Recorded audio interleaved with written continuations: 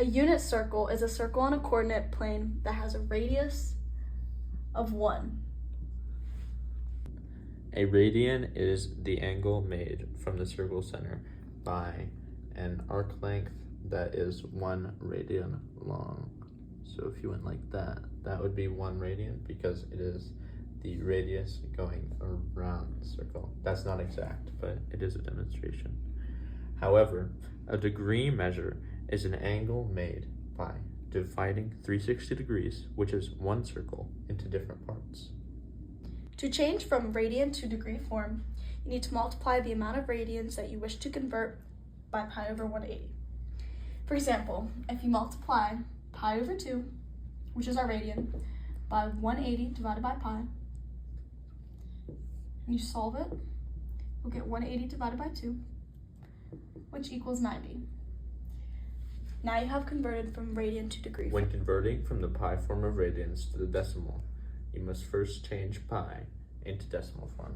So here we are taking the radian form, pi over 2, and we're going to take pi and we're going to make it 3.14 over 2.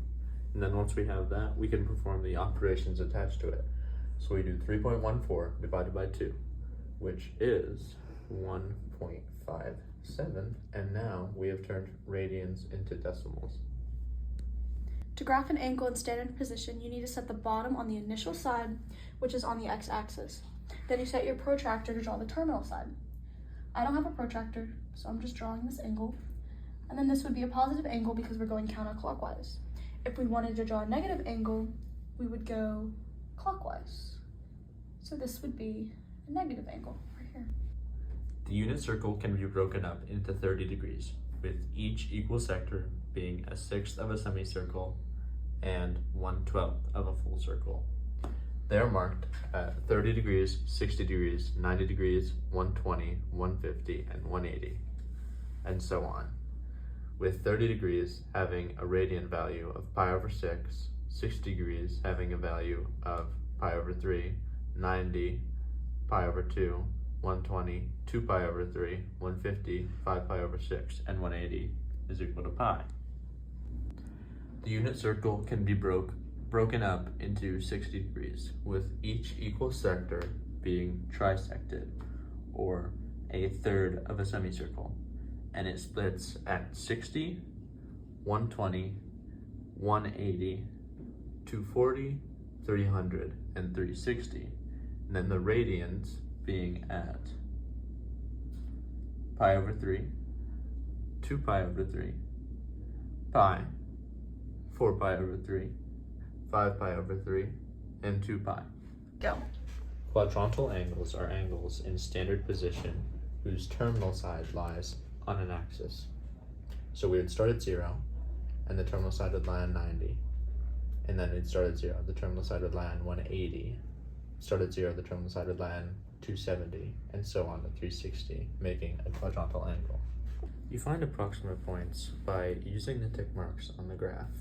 So seeing as radius is equal to 1, we can label these as 0.5, 0.7, 0.8, and so on. Using this, you can estimate the coordinates of an angle. So like 45 degrees would be around 0.85, comma 0.85. Because we can see that from if I go like that and like that, we have 45 degrees.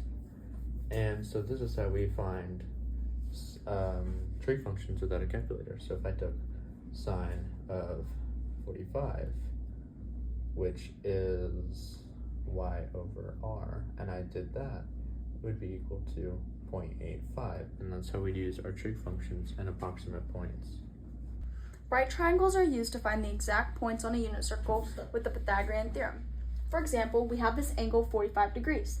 Its exact points are square root of 2 over 2, comma, square root of 2 over 2. This method works in the same way that 30 degrees and 60 degrees have exact points, which are square root of 3 over 2, comma, 1/2, and 1/2, comma, square root of 3 over 2. We can use right triangles to find a point on the graph. To do this, we graph an angle typically starting on the terminal side, and then we connect with a vertical line from the point to the x-axis. Right here, I have an example. We know the radius is 1 since it's a unit circle, and we have this side at 0.8. So we use the Pythagorean theorem, which is c squared equals a squared plus b squared. And I plugged my points in, so 1 is my radius, which is c, plus y squared, which is 0.8, plus x squared. We solve this algebraically, and we get x equals 0.6.